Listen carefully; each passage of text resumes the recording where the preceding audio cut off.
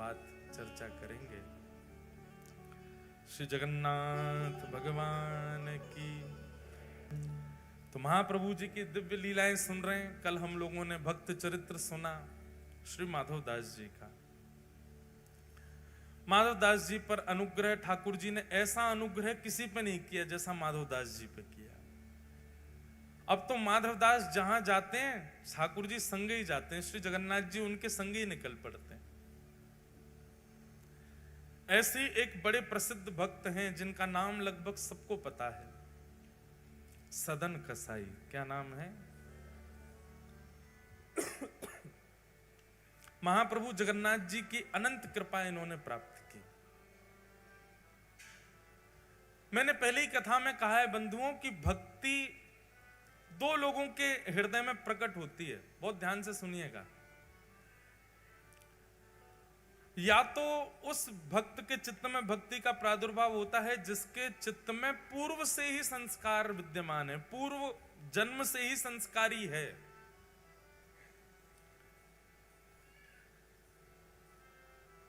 और ऐसे व्यक्ति को ज्यादा सिखाना नहीं पड़ता। पूर्व जन्म के संस्कारी इतने सुदृढ़ होते हैं कि वो इस जन्म में बाल्यकाल से ही भक्ति मार्ग में आ जाता है। अच्छा, एक बात और आपने सबने अनुभव की होगी कि बाल्यकाल में भक्ति बड़ी प्रगाढ़ होती है।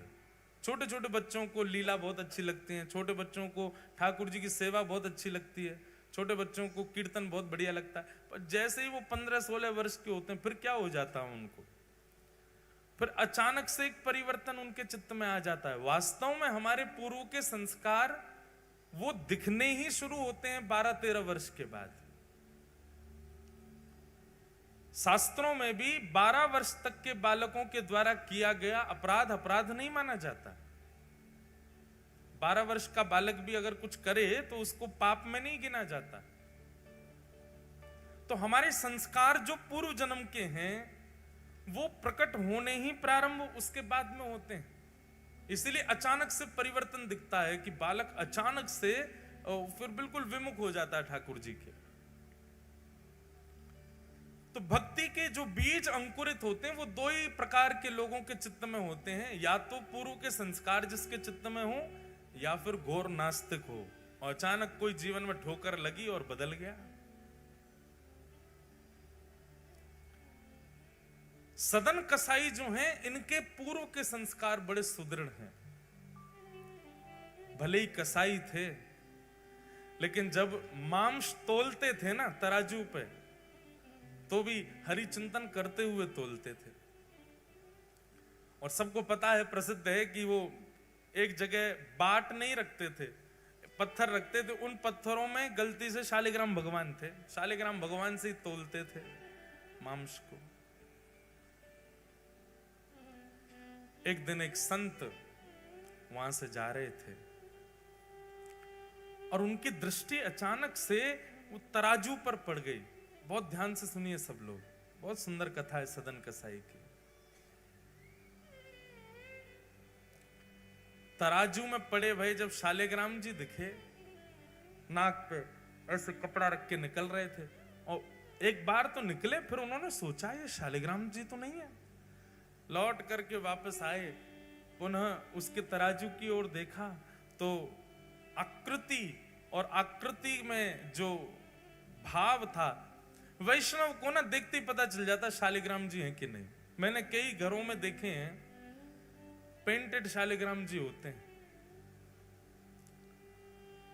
जो बिल्कुल ही सिलपिल्ले जैसे हों, बिल्कुल ही सपाट महाराज, बिल्कुल ही ऐसे चिकने कि कोई उनमें बिल्कुल भी हल्का सा भी कोई अंश ऐसा ना दिखता हो मानवों के तन जैसा। समझो वो शालिग्राम जी अभी स्पष्ट नहीं है, वो शुद्ध शालिग्राम नहीं है। शालिग्राम जी का तो रूप बिल्कुल जैसे मानव की त्वचा का स्पर्श होता है ना, ऐसा स्पर्श होता है शालिग्राम जी का। देखते ही संत पहचान गए कि तो शालिग्राम जी। उन्होंने कहा राम राम राम राम। अरे पाप तो तुम करते ही हो मांस बेच करके, ऊपर से शालिग्राम भगवान को तुमने जो है बाट पर रख रखा है तोलने के लिए मांस। तेरे हाथ पांव जोड़ रहे भैया, इनको हमको दे दो, हम इनकी सेवा करेंगे। सदन कसाई घबरा गया, बोले मुझे नहीं पता था ये भगवान है, आप इनको ले जाओ। और संत उनके यहां से शालिग्राम भगवान को ले गए, पंचामृत अभिषेक कराया, चांदी के सिंहासन पर सुंदर तिलक आदि पधरा करके, इत्र आदि लगा करके, माला पधरा के श्री शालिग्राम भगवान को विराजमान किया। 56 भोग लगाए शालिग्राम भगवान के। आरती पूजा करने के बाद में रात्रि का समय दूध भोग लगा करके संत तो शयन में चले गए, ठाकुर जी को भी सुला दिया। संत के हृदय में बड़ी प्रसन्नता कि अब मैं ठाकुर जी को कहीं से रेस्क्यू करके लाया हूं, सही जगह आ गए अब ठाकुर जी। अर्धरात्रि का समय हुआ, ठाकुर जी स्वप्न में रोते भय आए, नेत्रों में अश्रुपात हो रहे हैं, उदास चित्त है। ठाकुर जी स्वप्न में आए संत के। संत कहने लगे, बोल भगवान आप इतने उदास क्यों, इतने इतने अप्रसन्न क्यों हो? सिंहासन में कुछ कमी है? आपकी प्रसादी में कोई कमी छोड़ दी क्या? मैंने सेवा ढंग से नहीं की क्या? माला में सुगंध ही नहीं थी क्या? प्रसाद में स्वाद नहीं था क्या? क्या बात है ठाकुर जी, आप इतने उदास क्यों हो? ठाकुर जी नेत्रों में अश्रु भरे और संत से कहते हैं, मुकु सदना की याद आ रही है, मुकु सदन की याद आ रही है। संत उठ करके बैठ गए और ठाकुर जी से कहने लगे, जय जय।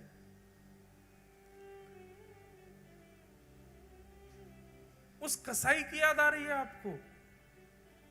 वो मांस विक्रय करता है और मांस का तोलना आपसे करता है। भाई तुलादान अन्न का सुना है, तुलादान हमने व्यंजनों का सुना है, तुलादान सुंदर सुंदर वस्तुओं का होता है, रत्नों का होता है। वो मांस का तुलादान करता है आपसे और आपको उसी की याद आ रही है। क्या अच्छा लगता है आपको सदन के यहां? आपको दुर्गंध नहीं आती? मांस विक्रय करता है वो। ठाकुर जी कहते हैं वो सब बात अलग है कि मांस विक्रय करता है, जैसा भी है, जो भी उसके गुण संस्कार, उसका जो भी कुछ है, वो सब बात एक अलग है। पर जब वो तराजू उठाता है ना, और तराजू उठाते ही जैसे ही मैं लुढ़कता हूं इधर उधर, वो लुढ़कने में मुझे बहुत सुख मिलता है। उसके तराजू में लुढ़कने में जो सुख है ना, वो सुख तो ब्रह्मांड में नहीं है, वो सुख तो वैकुंठ में भी नहीं है। मुझे उसके तराजू में लुढ़कने में बहुत सुख मिलता है। और मैं जब लुढ़कता हूं तो वो मुझे देख करके जब प्रसन्न होता है ना, तो मुझे बहुत खुशी होती है। तो मुझे तुम वापस वहीं छोड़े आओ, मुझे उसी के पास रहना है।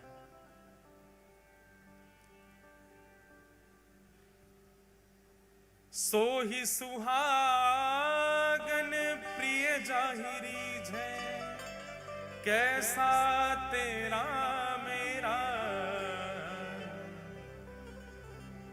भैया ठाकुर जी आपके नहीं है, ठाकुर जी मेरे नहीं है, ठाकुर जी उसके हैं जिससे ठाकुर जी रीझे भय, उसके। ये बात सत्य है।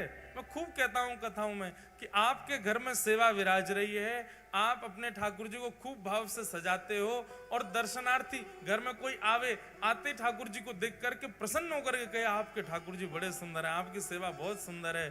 तो बस ये समझ जाइए कि आपके लाल जी आपसे बड़े प्रसन्न हैं, आपसे बड़े खुश रहे मैं ठाकुर जी। क्योंकि उनकी प्रसन्नता नहीं होगी तो आप वस्त्र भी धारण नहीं करा पाओगे ठाकुर जी को। वो प्रसन्न हैं, इसलिए नित्य तैयार होते हैं। हम सेवा के लिए आपको बहुत स्पष्ट रूप से कह दें, कईयों के यहां सेवा का दर्शन करके मन बहुत उदास भी हो जाता है। ना तो वो पोशाक ढंग से डरा पाते, ना वो ठाकुर जी को नीलामे दुलामे, ना महाराज कार्य पड़ गए, ठाकुर जी के मैल जम गो पूरे शरीर में। ऐसे ठाकुर जी को देख के फिर मन होता तो है कि कुछ कह दें, भैया इनको करो ढंग से। पर फिर मन में एक बात आती है कि भाई जे सेवा कर रहे हो ठाकुर जी करवा रहे, हम क्यों बीच की भुआ बने? ठाकुर जी को यहां नावे को मन ही नहीं करते होगो। ठाकुर जी कहते होंगे नावे के काज दुनिया पड़ी है, सब नवाई रहे, मैं यहां ना रहो। कभी कभी ऐसा, क्योंकि एक बार जगन्नाथपुरी की लीला है, श्री जगन्नाथ जी में उड़िया भक्तों की सेवा तो आज भी देख लो आप जाकर के, तो महाराज यूं कहोगे जय हो, ये तो धन्य है। हमारे साथ 2-3 बालक जगन्नाथपुरी के रहते हैं, वो तो बताते हैं, वो तो उड़िया भाषा में भी बताते हैं कि जब जगन्नाथ जी को लेकर के रथ की ओर जाते हैं, पहुंडी यात्रा जो ठाकुर जी की, सिड्डी से कूद कूद के आते हैं, ठाकुर जी इतने भारी हैं कई बार खिंचे नहीं हैं, तो सारे पंडा पुजारी खड़े है करके ठाकुर जी को गारी दें, फिर खाए खाए के भात है गयो मोटो, उठ नहीं रहो अब हमसे, अब वो उड़िया में देते हैं अपनी में, तो ठाकुर जी को ने गारी दी जाए, फिर कहीं अब की खींच रहे नहीं तो धक्का दे देंगे यहीं पे, सो ठाकुर जी उछलने लगते हैं, कूद कूद के फिर आते हैं, खूब आनंद होता है। सब हमारे ब्रज में खूब गारी दें ठाकुर जी को, ब्रजवासी दे सके, हिसार वाले जाके गारी मत दिए ही हो ठाकुर जी है, महाराज यमराज आ जाएगा भैंसा बैठ के, कहने ठाकुर जी गारी दे, तो ब्रजवासी की बात अलग है, ठाकुर जी खेले उनके संग। कई बार कई पद भी होते हैं तो वो मैं गाता हूं, तो मैं सबसे कहता हूं, मैं भैया मैं मेरे सामने गाय ली हूं, ब्रजवासी की उपस्थिति में गाय ली हूं, अनुपस्थिति ब्रजवासी की हो तो मत गई हूं, सबको अधिकार नहीं। तो स्थान तीर्थ के लोगों को अधिकार अधिक मिल जाता है ठाकुर जी के सामीप्य का। तो पंडा पुजारियों की सेवा महाराज आनंद की सेवा है वहां तो जगन्नाथपुरी में। श्रीमद रामानुजाचार्य जी महाराज जी को जब ये बात पता चली कि यहां पंडा पुजारी ऐसे सेवा करते हैं ठाकुर जी की, मंत्र मंत्र भी शुद्ध नहीं बोलते हैं, ऐसे कुछ भी पधरा देते हैं और कभी भी ठाकुर जी को सुला देते हैं। जगन्नाथ जी का शयन का समय निश्चित नहीं है, कभी भी सोते हैं और कभी भी उठ जाते हैं, उठने का फिर भी निश्चित है 4-5 बजे उठ जाते हैं, पर सोने कभी कभी तो 1 बजे भी शयन आरती होती ठाकुर जी की, 2 ही घंटा सोते हैं। रामानुजाचार्य जी बोले ये नियम उचित नहीं है, हम अपने शिष्यों सहित जाएंगे और जगन्नाथ जी की नई सेवा प्रणाली का व्यवस्थित करेंगे। और रामानुजाचार्य जी अपने 5000 शिष्यों के साथ जगन्नाथपुरी पहुंच गए और वहां भीतर पहुंच के सब पंडा पुजारी बाहर कर दिए, तुम लोग बाहर जाओ, अब सेवा हम करेंगे ठाकुर जी की।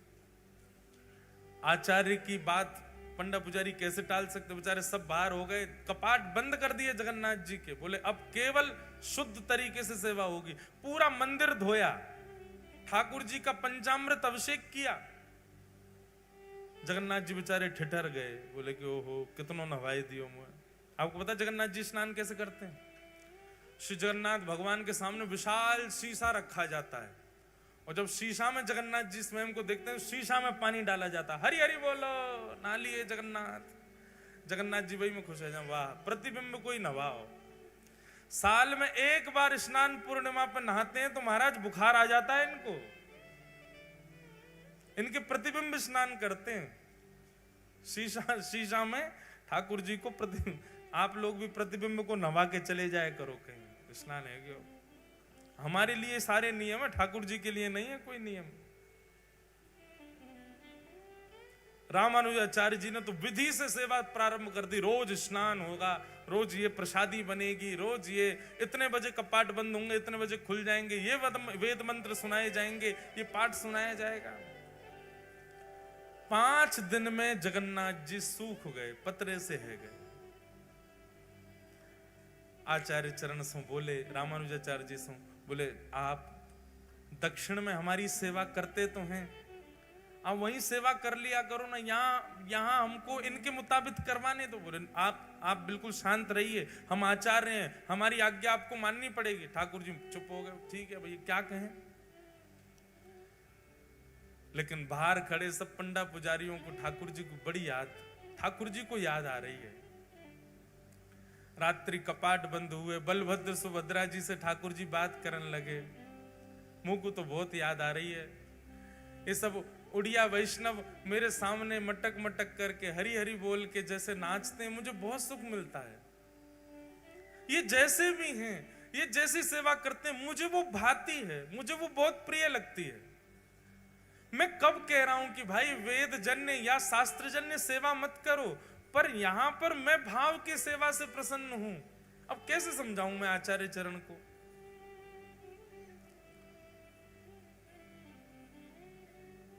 अच्छा, ठाकुर जी ज्यादा इसलिए भी नहीं बोल पा रहे कि बलराम जी जो हैं यही तो रामानुजाचार्य हैं, शेषावतार है रामानुजाचार्य। अब ज्यादा कैसे बोले जब बगल में ही तो बैठे हैं। तब अर्धरात्रि का समय, सब सो रहे थे। ठाकुर जी ने गरुण जी को बुलाया, द्वार पर बैठे, इधर आओ। तो जी जय जय आज्ञा। बोले काम करो, विशाल स्वरूप धारण करो, इतने बड़े पर कर लो, सोते हुए रामानुजाचार्य जी उनके सबरे शिष्यन को ले जाके दक्षिण छोड़े आओ और द्वार खोल दो हमारे। रात्रि गहरी निद्रा में सोए थे सब आचार्य चरण और सारे शिष्य। गरुण जी महाराज पहुंचे और तनिक तनिक से किसी को पता नहीं चले, चुपचाप सबको उठा करके अपने पंख पर धारण कर लियो, पीठ पर धारण कर लियो और श्री जगन्नाथपुरी से उड़ करके गए दक्षिण भारत में। श्रीरंगम में जाकर के सबको खटिया सहित उतारिया, खटोला सहित ले गए थे और वहां पर सबको सुला करके लौट करके आए। द्वार खोल करके फिर से सबरे पटना पुजारी भीतर कर लिए। जगन्नाथ जी झूमन लगे, बोला अब सुख है, अब बढ़िया ये सबरे आ गए फिर से। यहां रामानुजाचार्य जी सवेरे सवेरे जैसे नेत्र खुले, स्थान ही बदल गए, द्वार ही बदल गए, खिड़की बदल गई, वातावरण बदल गया, सब कुछ बदल गया। और बाहर आकर के जब देखा, पूछने लगे आपस में, अफरा तफरी मच गई, कहां आ गए हम? तब किसी ने बताया वो तो श्रीरंगम है। रामानुजाचार्य जी के प्रेमाश्रु प्रकट हो गए और प्रेमाश्रु प्रकट हो गए, दौड़ करके गए। श्रीमन नारायण भगवान शेष शैया पर पौड़े थे, जाकर के उनको हृदय से लगा लिया। बोले नाथ, आपकी भक्त वत्सलता की बलि बलि जाएं, आपके इस प्रेम के हम वारी वारी जाते हैं। अरे स्वयं ने वेदों में, स्वयं ने शास्त्रों में इतने नियम बना दिए अपनी सेवा के, लेकिन प्रभु आप तो भाव के भूखे हैं। वहां भाव से आपकी सेवा करते हैं सब वैष्णव जन, वही आपको प्रिय लगती है। विराजो, ऐसे ही विराजे रहो, जैसे उन वैष्णवों को प्रिय लगता है वैसे आप सेवा स्वीकार करो। तो ठाकुर जी को क्या भा जाए कुछ पता नहीं है। पहले मैं टोक देता था घर में जाके ऐसे सेवा मत करो, फिर इन कथाओं के बाद में अब मुझे लगता है नहीं, शायद इनकी इच्छा ही ऐसे रहने की होगी, रहने दो। पर हाँ, कहीं ज्यादा ही अनीति होती है तो फिर मैं कह ही देता हूं, मैंने यार चना चनोरी तो भोग मत लगाओ, भोग तो लगाए करो ढंग से। ठाकुर जी के नेत्रन के नीचे मैल जमको ने नवाए तो दे करो। थोड़ा बहुत कहते हैं, ज्यादा नहीं कहते। तो सदन कसाई के यहां ठाकुर जी को लुढ़कवे में सुख मिलता है। संत हृदय से लगा करके शालिग्राम भगवान को सदन कसाई के पास गए। सदन कसाई ने चरणों पर बोले मुझे क्षमा कर दें, आपने जब से कल से बताया मुझे नींद ही नहीं आई कि मैं कितना बड़ा अपराध कर रहा था। संत ने जाकर के कहा, सदन तुम कितने भाग्यशाली हो। बोले क्यों? पूरी बात बताई मैंने। तो ऐसे सेवा करके ठाकुर जी को बढ़िया व्यवस्थित किया। रात्रि में स्वप्न में ठाकुर जी आए और ठाकुर जी के प्रेमाश्रु छलक रहे थे। और ठाकुर जी कह रहे थे मुझे तो सदना की याद आ रही है, मुझे तो उसी के पास रहना है। ये बात सुनकर के इतना रोए सदन कसाई, इतना रोए। बोले मैं तुच्छ प्राणी, मैं पापी प्राणी, मैं अभागा व्यक्ति, मैं अयोग्य व्यक्ति, मैंने अपने जीवन में कुछ अच्छा नहीं किया। मेरे लिए ठाकुर जी इतने श्रमित हुए, मेरे लिए ठाकुर जी आपकी निद्रा में आकर के रुदन करने लगे।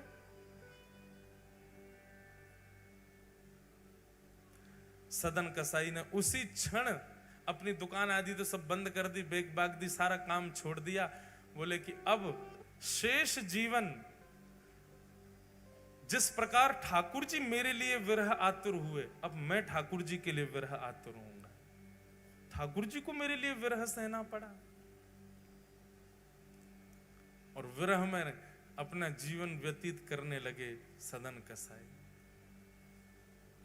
कथाएं सुनते, नित्य श्रवण करते, कहां है नाथ, कैसे हैं नाथ, बस उसी विरह में रहते।